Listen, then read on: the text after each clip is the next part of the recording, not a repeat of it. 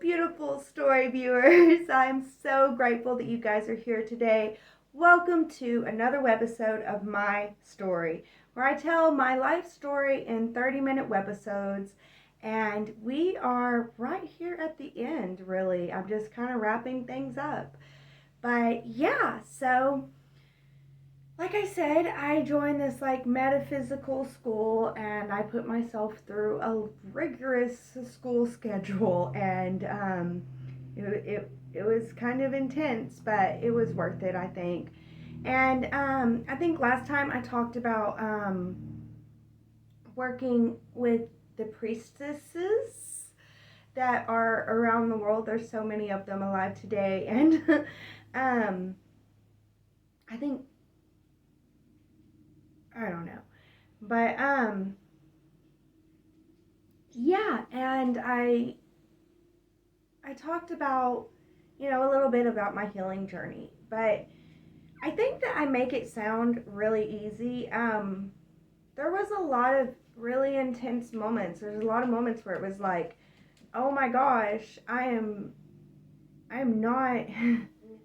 And it was an 18-month journey with Venus, and I was getting up at like 4 a.m. every single morning while she was the morning star, and then when she was the evening star, I was out there, and a lot of journaling, a lot of processing, and a lot of therapy. Like, these spiritual exercises are like, it began to look like to me therapy in depth, because a lot of my therapy stuff and the exercises that my therapist would give me back in the day would be like this kind of stuff, but this was like even more in depth, and I was learning and growing and transforming, and I think that it was obvious to those around me.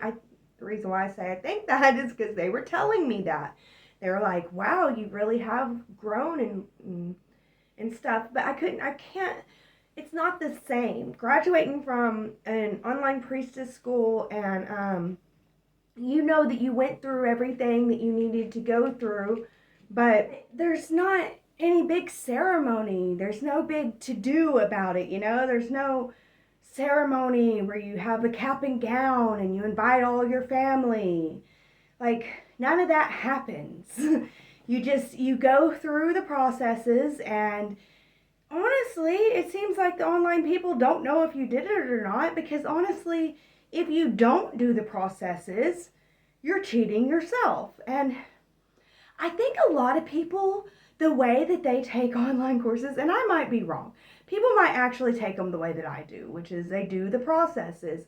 But I think a lot of people, the way that they take online courses is they go through, they'll listen to the teacher be like, "Your homework is to do this for 3 days and to really, go within and to think and to journal about it." And then they never do the 3 days. They just watch the next one, and then they're like, "Done, done, done." And then they're like, "This didn't work. That didn't work. It didn't work." And it's like, you didn't work it. So how can you say it didn't work? If you don't work it, it won't work. That's on you. It's not on me, But I mean, I don't know. I feel like that's the case. I don't know. So that's why I want to be clear. I do the work. Like, people think, they're like, "Okay, so you went through college and you graduated college." Like, I graduated college. I walked the aisle. I got my diploma. My family was there. And it's like, "Wow, you're so smart." And it's like, I just regurgitated information. I can't regurgitate it again. I have to be in front of it before I can do it again. But it's like, I remember in one of my college English classes, we had this journal that we had to do every single day. We had to write in the journal every single day. And I just didn't do it. And then at the end of the semester, it was time to turn in that journal. And before class, I went an hour early, and I was there doing my journal. And people were in class were coming up and watching me do my journal. They're like, "Oh, you didn't do it?" And I'm like, "Yeah." And they're like, "Oh, I did it the whole year." And I'm sitting here just scribbling words for every single day, dating it, Scribbling words, dating it, scribbling words, past dates. And then we turn in our journals, and later on, she's like, the teacher literally brags on my journal and talks about how the people didn't quite get the assignment, but I did. All of these students in the classroom saw me do it an hour before class. So it's just, that's my big example of what college is. It's so stupid. It rewards the most stupid. So if you come out of college, you get rewarded as if you're so smart and you're so intellectual, but you could have been stupid and got through that, but there's some things that, I know I've met many college professor type people, the ones that have got their PhDs and their masters and stuff. For me, how do you know if someone knows their knowledge? Start talking to them. Talk to them. Talk to me. Talk to me, and I will show you that I know my knowledge. I know it. I will be able to tell you things about your religion that you never told me. I'm telling you, which means I know it already. I know that. I've studied religion in depth. But anyway, this is not what I'm trying to get into. I really have moved on to a rant. Please excuse my rant. I'm so sorry, you guys. You guys are the best. But I guess I'm trying to avoid what I'm trying to say here. Basically, with this type of work, yes, I have all of my, my certificates, plenty of certificates, my awards, and all that stuff. But there's no ceremony, no to-do about it, And with this type of work, if your family starts noticing, you might be onto something. It might actually be real. You might actually be doing something. You know what I'm saying? So, I have a beloved friend who I haven't mentioned much in my story because their part in it wasn't a big part, I guess, and I've cut them out of my life, and this was whenever I did. I don't know if it was the right thing or not, but I don't think I want them back in my life either. But during this time, I had just finished my priestesshood and the chakra healing series stuff, and I was finding Rudolf Steiner and Gigi Young, which that was crazy because I was introduced to that type of knowledge 10 years previously, and I rejected it wholeheartedly because I remember whenever I rejected it too, like the guy that was telling me this stuff, and he smiled because he was like, you're gonna get it. And I'm like, not right now. And he's like, you're right, not right now. But he's like, you will. But I could admit that sounds like reality. I just don't want it to be reality.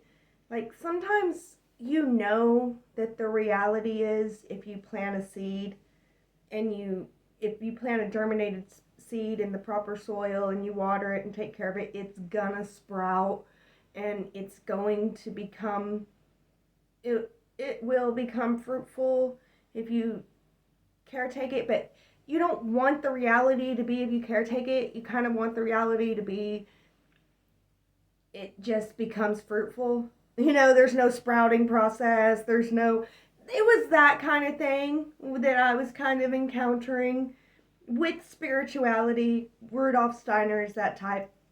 He's very real with it. He brings it to reality, and I love that. But back then, I didn't love it. I was like, that's just too real, But I was getting into that, and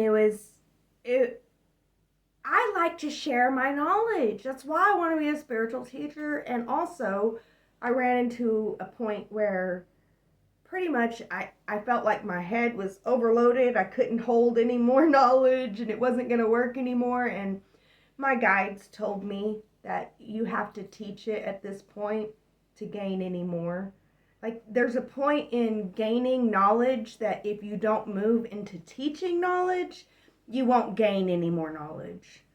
You might think that you are, but you're kind of just fluffing already knowledge, and I could feel that I was doing that. So I was like, I gotta move into spiritual teacher, which I thought was shaman at the time. I don't know what whatever. And um, so at this time though, I was still early in my schooling, and I constantly wanted to teach everyone around me, and I was just teaching to my friend and his wife nonstop, and she was acting open to it, and I so love and admire her. And I remember, no, I hadn't finished my priestess school yet. I was still in it because I told my priestess school that I'm teaching her this. And she told me, she was like, no, that's not how it works. And then she paused and she goes, no, this is going to teach you a valuable lesson. Follow what your heart feels right. And I destroyed my friendship.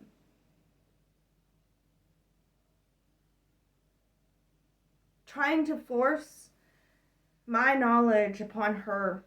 And I really hate it because I feel like she thinks that I think that she's lesser than, but no, I look up to her. I think that she's an awesome person. I don't think I'm smarter than anyone. I think anyone could learn. I just want someone to want to learn with me. And it was a valuable lesson. I hate that I had to lose such a wonderful person in my life. Now, with that said, if she came back into my life, I don't think that I would allow her back in, and I just don't think.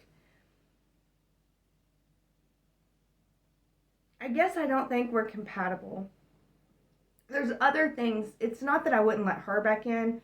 It's her husband. There's things that he did, not bad things, but just certain things where he would make promises and not follow through, and just stuff like that. And that hurt my feelings. It hurt my feelings that if he couldn't do it, don't say you're going to do it. And I'm just like, has he been sabotaging us the whole entire time? Like, maybe he's jealous of us or something. And my husband agreed that there's things that he's done that felt very sabotagey. So, yeah, and I learned a very valuable lesson. It's that if I'm going to be a spiritual teacher, I need to understand who my students are. If I'm going to be a friend, I need to understand who my friends are. And I think that that's a very valuable lesson to learn along the road and along the path. And it wasn't easy. Yeah, there's been a lot of harsh times. There's also been a lot of crazy times. I joined an empath group community.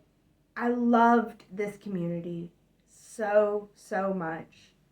And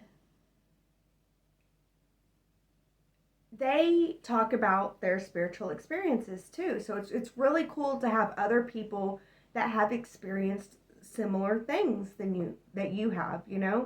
And there's people in that group that they're like way farther advanced than me, and there's ones that aren't as advanced, so I can help those. And then the ones that are farther advanced, they've helped me so much and given me so much valuable information. And along my spiritual journey, the way that it goes, it really is kind of like I have my spiritual guides, and I love my spiritual guides. Like, I pushed them away while I was a Christian, and I regret that, but I love them because it's like they stayed by my side and waited until I came back to them. And to me, that's a beautiful thing. If you love something, let it go. If it comes back, then it's for sure. So my love with my guides is for sure. And I just always have felt like that. And they take me on some they'll take me on spiritual journeys and spiritual stuff, and then I encounter the teacher and the teachings and the stuff about it, and I learn about it. That's how it's been for me. And I tried to point that out in my last video with going into the priestesshood, how I had a spiritual encounter that led me into the priestess school. And in the priestess school, I mean, it's supposed to be like, there's sacred knowledge in there that I'm not giving out, but, and y'all could seek it out if you feel called, then for sure. But there was things that, was shown to me, and I feel like it's okay for me to share this one part with you, that what my guide, grandmother Hannah, had showed me about living these long lives. You can live for thousands of years and then leave whenever you're ready. The information was more scientifically laid out in the priestess school stuff. So that was really cool. It's like I experience things spiritually and then I learn about it reality.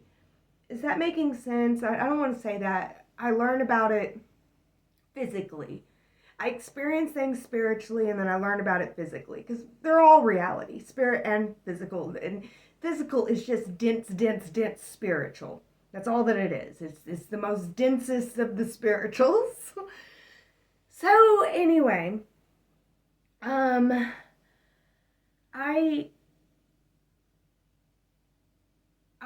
have always in my journey, I don't know how to explain this. I've always been able to work with me and to read me. Now, what I've learned is that in the past, that was not the case for a lot of psychics. A lot of psychics were not able to read themselves. They could read others, but not themselves, which is very, very true for, a lot of people. We read others, we don't read ourselves. But for me, because I spent so many years thinking that I'm broken and I've got to fix myself, I'm incredibly self-aware. Incredibly self-aware. I've spent years and years and years working on my self-awareness. So I feel like that builds my psychic abilities with myself. And in this group, people were talking about how we've always thought that you can't see your own past lives, but you can.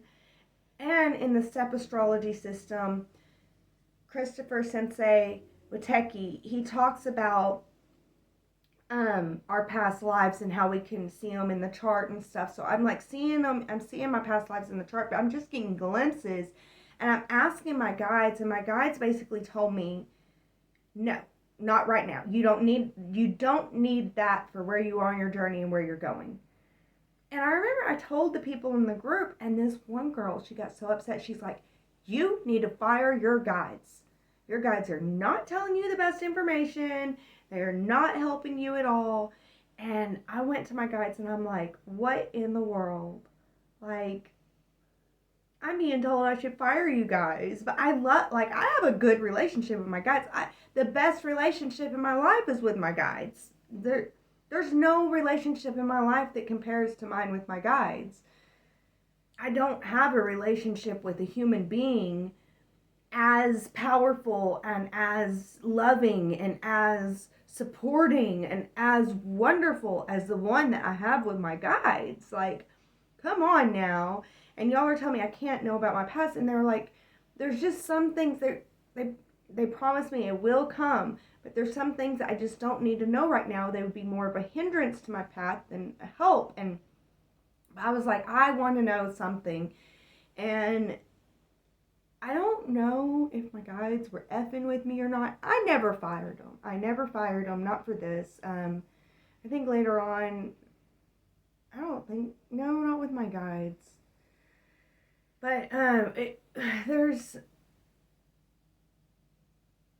also spiritual life path walkers that they'll walk with you for a moment on your path, like ascended masters that can walk with you for a moment, and then you're just I'm gonna walk this path now. Y'all, you can keep. They'll keep going that way. That's the kind of breakup that I've had with spiritual beings. But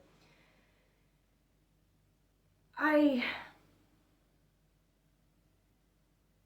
I got a vision, and it was just like, it was so crazy. It was, yeah, I know. I did ask for this one. Because I wanted a vision of my past life, and I got a vision that it makes sense too, because I will not wear anything right here. I can barely wear necklaces. I wear this necklace now because I'm trying to train myself. It's one of my training necklaces to help me get used to having stuff on my neck. I don't like it at all. I don't like stuff on my neck. This is my tender spot. But anyway, I was just in meditation. I was sitting there in meditation, and yeah, I got a vision of a sword cutting my head off. I felt it in everything. So I know for sure I got my head cut off in a past life. But I began to explore past lives and stuff, and it took me years of just getting trickle down information to fully integrate some of my past lives, some that I've fully integrated now at this point. But yeah, it's been a crazy journey. It really has. And I don't know. I don't think that my journey is typical, but I think that it's individual, and I think other individuals might have a similar story with their spiritual growth and where it came from. So I think that that's really neat. And let's see. I got one more thing to talk about, but we only have like 5 minutes. So, to cut it short or to try to shorten up what I think we should just cut it short. I don't know. I don't think that you guys like for me to ramble on just to fill up the full time anyway. So, I think that that's where we're going to end it today. We're almost at the very end, and then I want to do like a whole overview wrap up. And we're going to be moving on to you, to me serving you, because I've built up this stuff, and like I said, you come to a point in your journey of knowledge that you're not going to be able to hold anymore if you don't teach it. So I can't wait to get into teaching what I know, what I've learned, and learning more too. I will always be a student. I will always be a student. So I'm excited for the future. I hope that you guys are too. I do want to hear what you guys have to say. What do you think? And where do you think Mystic Hillbilly should go? What do you think this should be? Do you think I should just shut it down? You think it's no good? I don't know. I want to hear what you have to say. Please, please, please write it in the comments. Let me know your thoughts, whatever they are. Good, bad, ugly, beautiful. I don't care. Put it in the comments. I'm so grateful though. I'm so grateful to be here. I'm so grateful that you've been here, and I'm so grateful for the opportunity to be able to tell my story another day. So, thank you all so, so much for watching to the end of this, and thank you for being here. This one was a tough one. I don't like bringing up the darkness within, because, I mean, are you really a spiritual teacher if you're cutting off lifelong friends? Maybe that might be a part of it.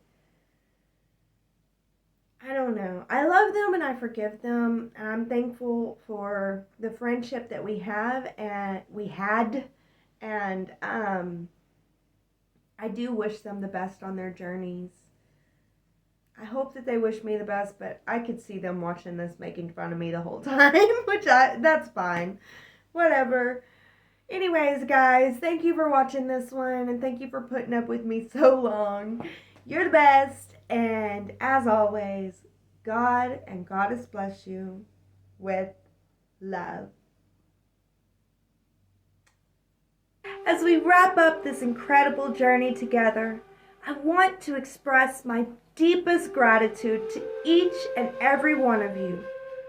Your energy, your love, and your support have made this My Story series truly magical.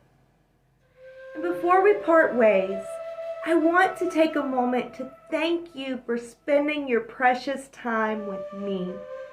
Your comments, likes, and shares have warmed my heart, and I'm endlessly grateful for the connections that we've built. Remember, your energy has created a unique and beautiful community here at the Mystic Hillbilly.